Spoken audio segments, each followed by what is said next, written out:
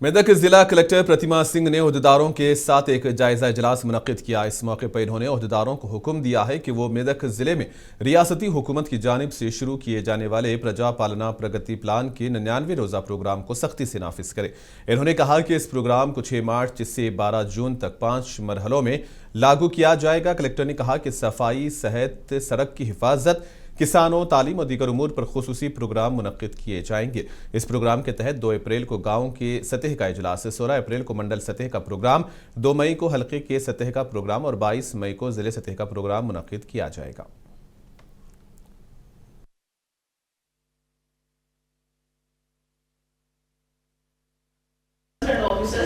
మనకి గ్రామ పంచాయత్ గ్రామ సభ ఉన్నప్పుడు వీరే అది డీటెయిల్స్ ఇస్తారు, చదివినాక ఎక్స్ప్లెయిన్ చేస్తారు ఏ స్కీమ్ లో ఎంత మందికి ఎంత బెనిఫిట్ ఇస్తున్నామో, ఫర్దర్ ఎవరైనా ఎలిజిబుల్ ఉంటే వాళ్ళకి కూడా ఎలా మనం ఫర్దర్ టేకప్ చేస్తాం.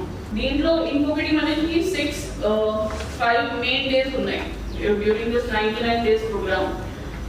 2 ఏప్రిల్ విలేజ్ లెవెల్ కి, 16 ఏప్రిల్ మండల్ లెవెల్ కి మీ అందరికీ మెమో షేర్ చేయడం జరిగింది. 4th ఇష్యూ అయింది మనకి ప్లానింగ్ డిపార్ట్మెంట్ నుంచి. 2nd May constituency level की, 22nd May district level and 2nd to state level. So Idgah committee Medak का एक नुमाइंदा वफ्द आज नौमुंतखब चेयरपर्सन म्यूनसिपालिटी मेदक के राधा और भूपति राज से मुलाकात करते हुए उन्हें तहनीत पेश की और मुबारकबाद दी। वफ्द में कमेटी के जिम्मेदारान मोहम्मद आरिफ हुसैन, मोहम्मद इसहाक अली, मोहम्मद एजाजुद्दीन, मोहम्मद नईमुद्दीन, मीर असगर अली, साबिर पाशा, सहाफ़ी मोहम्मद इम्तियाजुद्दीन और दीगर भी मौजूद थे।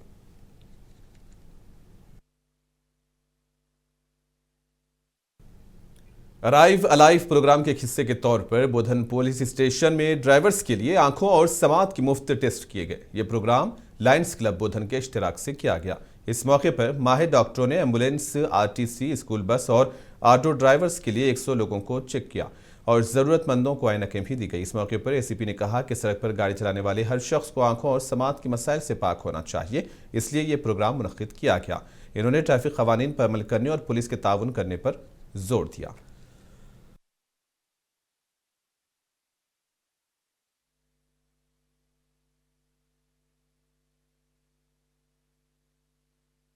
స్టేషన్లో పరిధిలో ఈ ఐ చెకింగ్ క్యాంప్స్ నడుస్తున్నాయి. నేను సార్ అడగడం జరిగింది. ఈ వ్యాన్ మొన్ననే నిజామాబాద్ కూడా చెకప్ చేయడం జరిగింది. ఈరోజు ఇక్కడ కార్యక్రమం చేస్తున్నాం. దీంట్లో ఎవరికైతే అద్దాలు మరి అవసరమవుతాయో ఆ అద్దాలు కూడా ఉచితంగా మా తరఫున ఇవ్వడానికి సార్ సబ్సిడీ అవుతాయి. ఎవరైతే ప్రిస్క్రిప్షన్ మీద మీ నెంబర్ రాసుకుంటే ఒక 2 రోజుల్లో అద్దాలు తయారు చేసి మరి టౌన్లో ఇచ్చేస్తాం. మీకు పిలిపించి సిఐ గారు, ఏసీపీ గారు మీకు అద్దాలు ఇవ్వడం జరుగుతుంది. మా వంతు సేవ చేయడానికి ఎల్లవేళ మేము ముందున్నాం. ఎవరైతే ఐ టెస్ట్ చెకప్ చేయించుకున్నారో అందరూ కూడా అర్హులు ఉన్నారో అందరూ కూడా వారికి కళ్ళద్దాలు అందజేయడం జరుగుతున్నది. ఇప్పుడు మనకు ముఖ్యంగా ఎందుకు మనము ఈ లయన్స్ క్లబ్ ఆధ్వర్యంలో ఐ టెస్ట్ చేయిస్తున్నాం అంటే,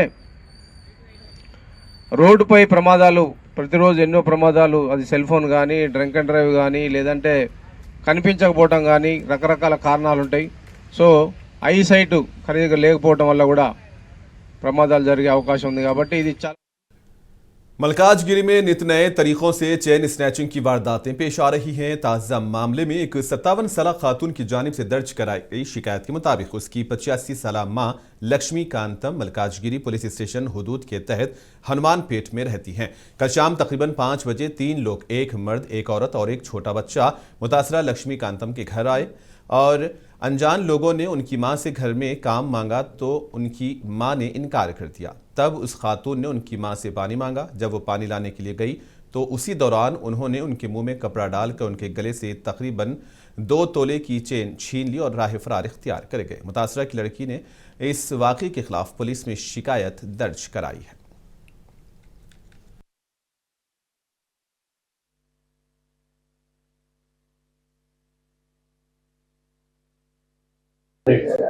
నిన్నటి రోజు అనగా 4/3/2026 నాడు సాయంత్రం హనుమాన్ నగర్ మల్కాజ్గిరి పోలీస్ స్టేషన్ పరిధిలో ఉన్నటువంటి హనుమాన్ నగర్ ఏరియా నుంచి మాకు కంప్లైంట్ రావడం జరిగింది.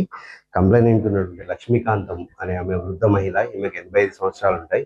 ఈమె ఒంటరిగా ఇంట్లో ఉంటుండగా ఉన్న రోజు నిన్న సాయంత్రం ఒక జంట ఫ్యామిలీ వాళ్ళు ఇంట్లోకి వచ్చి పని కావాలి అని చెప్పేసి ఇంట్లో పని కోసం అని వచ్చి అడిగి, ఆ తర్వాత ఆమె ఒంటరిగా ఉన్నది గమనించి అందులో ఉన్నటువంటి మగ మనిషి వాళ్ళని తన ఫ్యామిలీని కిందికి పంపించేసి ఈ మహిళతో మంచినీళ్ళు కావాలి అని చెప్పేసి లోపలికి వెళ్ళి ఆమె లోపలికి వెళ్ళగానే చూసి లోపలికి వెళ్ళి ఆమెతో పాటు వెనుక వెళ్ళి గట్టిగా నోరు మూసి ఆమె मिर्चल जिले के गटकेसर पीएस के करीब एक तालाब से 40 साल किशोर नामी शख्स की लाश मिली। गटकेसर का रहने वाला किशोर कुंडापुर के करीब एक यतीम खाने में निगरान के तौर पर काम करता है। माली मुश्किलात की वजह से घर वालों ने गटकेसर मरकज में वाक़ मकानात फरोख्त कर दिए और वहां से चले गए, जबकि किशोर इस यतीम खाने में रह रहा था जहां वो गुज़िश्ता 4 सालों से काम कर रहा था। इत्तलात के मुताबिक किशोर 4 दिन कबल यतीम खाने से ये कहकर गया था कि इसकी तबीयत ठीक नहीं है, ताहम आज उसकी नाश दस्तयाब हुई। पुलिस ने इस सिलसिले में केस दर्ज करके तहकीकात शुरू कर दी है।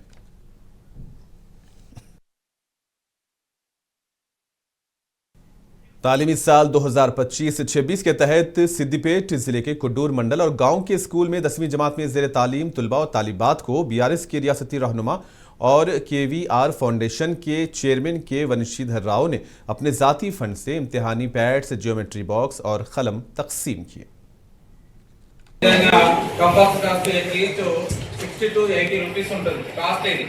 కాబట్టి మీరు కూడా పెద్ద అయిన తర్వాత మంచి పొజిషన్ నుండి మన అన్నగారు వంశీదానాన్ని ఏ విధంగా అయితే ప్రజాసేవ చేస్తుందో మీరు కూడా ఇట్లాంటి ప్రజాసేవలో ముందుండి ఏదైతే గవర్నమెంట్ స్కూళ్ళలో విద్యార్థులను వాళ్ళు ఏ విధంగా అయితే స్టడీ మెటీరియల్ కూడా మనం ఇచ్చారు మనకి.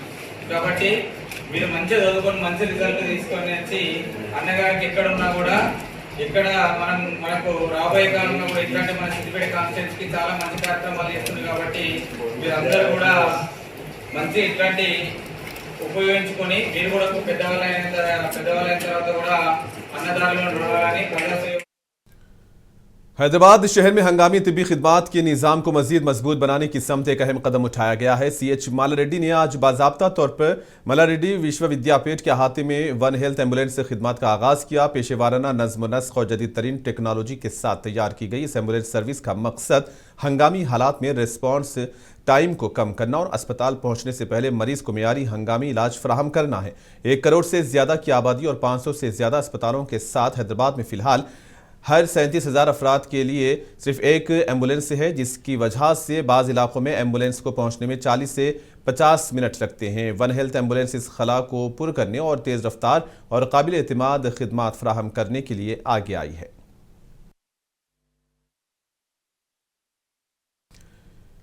Asian institute of nephrology and urology Banjara hills ने खवातीन के आलमी दिन के मौके पर अपने मखसूस मरकज़ बराए फंक्शनल और फीमेल यूरोलॉजी के आगाज़ के साथ खवातीन की यूरोलॉजिकल सेहत से मुतालिक अक्सर नज़रअंदाज किए जाने वाले खदशात को दूर करके अपने अज़्म को तक़वियत दी है। फंक्शनल और फीमेल यूरोलॉजी के लिए सरशार मरकज़ ऐसे हालात को हल करने पर तवज्जो मरकूज़ करता है जैसे पेशाब की बेज़ाब्तगी, आज़ा का बढ़ जाना, बार बार पेशाब की नाली के इन्फेक्शन और दीगर पेचीदा यूरोलॉजिकल अवारिस जो ख़वातीन को मुनफरिद तौर पर मुतासिर करते हैं। ये कायम करदा नया मरकज़ 3 अहम अज्जा को एक छत के नीचे इकट्ठा करता है। इसके अलावा एक सर्जिकल सहूलत जिसका अमला मुकम्मल तौर पर ख़वातीन की सेहत की देखभाल के पेशावर अफराद पर मुश्तमिल है और जो यूरोलॉजिकल तरीक़ेकार से गुजरने वाली ख़वातीन मरीज़ों के लिए बेहतर आराम, राजदारी और वक़ार को यकीनी बनाता है। इस मौके पर senior consultant female urologist AINU Banjara hills doctor Sarika Pandya और consultant female urologist doctor Deepti Surekha और दीगर मौजूद थे।